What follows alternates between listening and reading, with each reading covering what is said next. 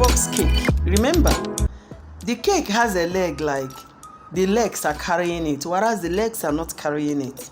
That is to say, it is a gravity suspended cake. When you look at the under of the cake, something happened. There must be something you must do to make sure that cake is looking that way. Now, this thing I'm going to teach you is also applicable on some wedding cakes. Some wedding cakes, you don't see them touching the ground, and you saw them suspended with somehow having legs or tires or whatever you decide to put there. So I'm now trying to show you how you can make it. Okay, now you have the baseboard. The white board on top of my table is the baseboard. And now I have my 8 inches or 6 inches circle or round boards. Now I have another one which is 12 inches, which is a square, 12 by 12 inches square. Now there's something I want you to know. This 12 by 12 inches square must be the same size with the cake that is coming on top of this particular board. But it is not going to be the one carrying the cake. Another board that is like this board is going to be carrying the cake. Now this is going to make way for the cake to be balanced on top of the suspension. Okay, so now, like I said, it is 12 by 12 inches, and I have my baseboard. My baseboard is quite huge here. It's about 20 inches. Now, going practical, the first thing you do is to place those smaller boards, those 7 inches board, and nail them together. Remember, if you have drilling machine, go ahead and use it. If possible, scatter the drilling nail all over. That is, make it up to like 4 places, holding all of them together. And then if you have a longer nail, you can use 4-5 longer nail and nail them once instead of nailing them one by one, because I don't have a longer nail. But this is to tell you that even if you don't have a longer nail, you can still nail with your short nails, but this time you will have to do them one by one so that you'll be sure that everything is holding together. Another thing, as you are nailing now, you are supposed to also flip over and nail the back to be sure that both up and under it are well secured. Now, I am not going to be nailing all over because I don't want to destroy the board, as this cake does not belong to a customer. I just want to use one nail to hold them. But if you know that it is for a customer at least, you must put up to 4-5 nails. I'm still going to scatter the boards. That's why I don't want to destroy them using my nails. Okay, so now after putting them together, the first thing you are going to do before applying the square board is to cover this particular one now with fondant. You are going to cover the entire surface, the circle and the baseboard all together with your white fondant or any color of your choice. Okay, then after you now covered with your white fondant, you can now go ahead and now nail your square board on top of it. Remember, I said that the square board and the cake must be the same size. And being the same size does not mean that that square board will be carrying the cake directly. Another size of a square board that is the same size with this square board is going to be carrying the cake. So it will be that if you are taking the cake to a venue, you now go with the base separately and go with your cake separately. When you get to that place, you position your cake and then put the legs. All this must be prepared down and handy before going to your venue. So now we are covering the baseboard together with what we nailed on top to give us the gravity suspended cake. Okay, so I've rolled out my fondant and I am covering already.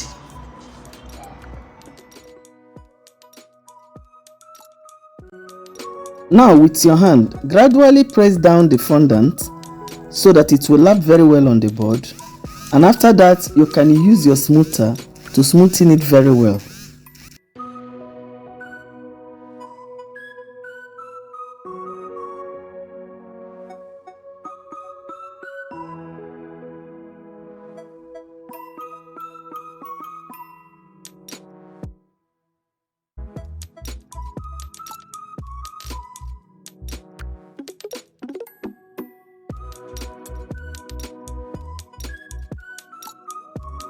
Next, you nail your 12 inches cake board on top of the covered board.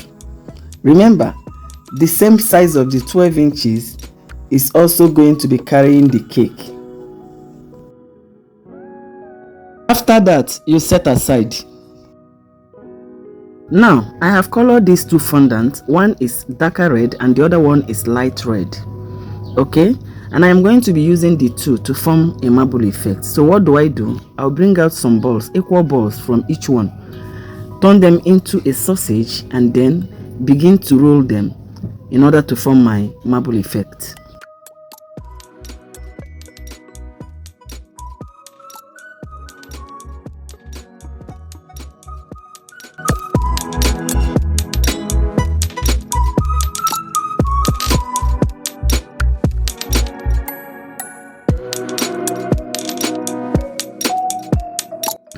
Now I've gotten the sausage that I wanted. I want to be working with 4 at a time. 2 red, that is 2 darker red and 2 lighter red. So the 2 shades now will now be twisted together. Okay, joined together and then compressed. Okay, after you compress, you roll, and after rolling, you now twist again. This is what you will be doing until you're able to get the kind of marble effect that you wanted.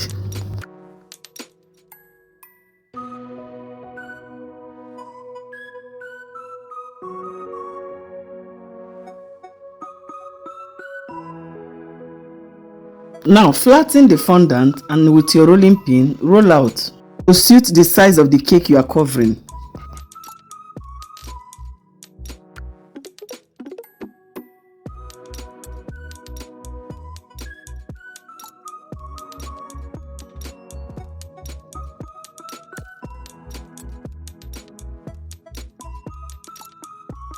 After rolling out, place it on top of a wider board. Apply a shortening on top and then place your dummy. Remember, what we are using here is a dummy, not really a cake.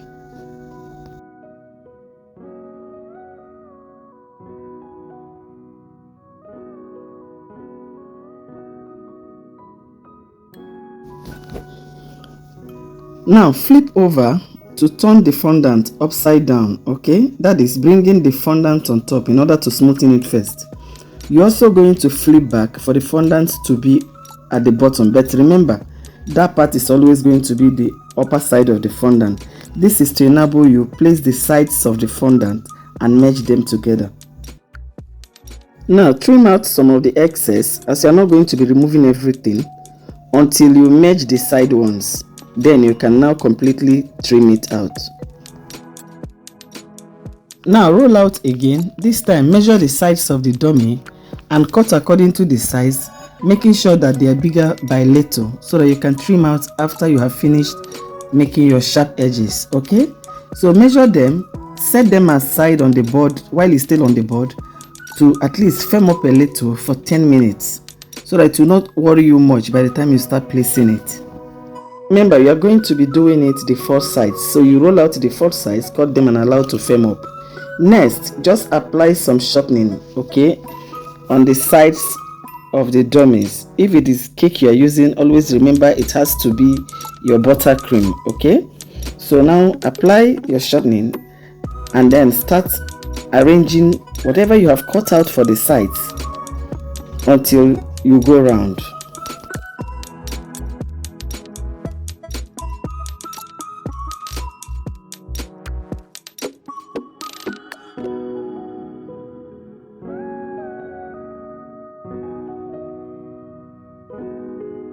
With your smoother, smoothing and merge it together. That is, make sure it joins the one at the bottom. As you are smoothing it, you are pulling it down to make sure it joins the one at the bottom. This is exactly what you are going to do all the 4 parts, and after that you just trim off and you are good to go.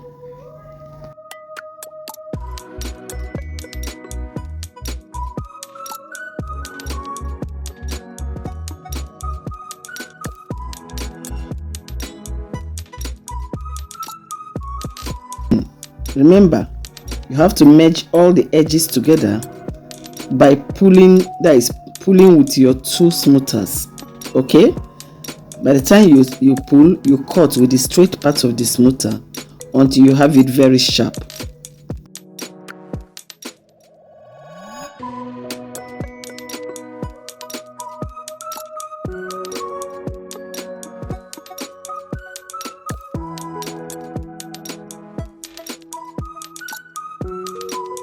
Now trim off the upper part of it, that is the side that is longer than the cake. Okay, now whatever I did here to create or form a sharp edge is what I'm going to do the rest of the 3 corners.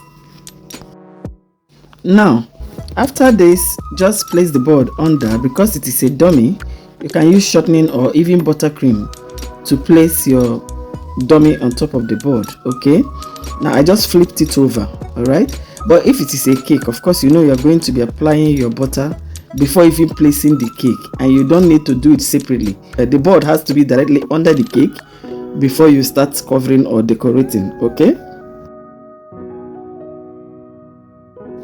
now forget about the dust. You can just steam it with your steamer, or you clean it up with your foam. After cleaning it up, you now apply a little shortening using the foam to shine it out. Now we are done with the covering. Let's start with that of the designing. So please click on the link below to watch the part 2 of the box cake, the royal box cake. Bye for now.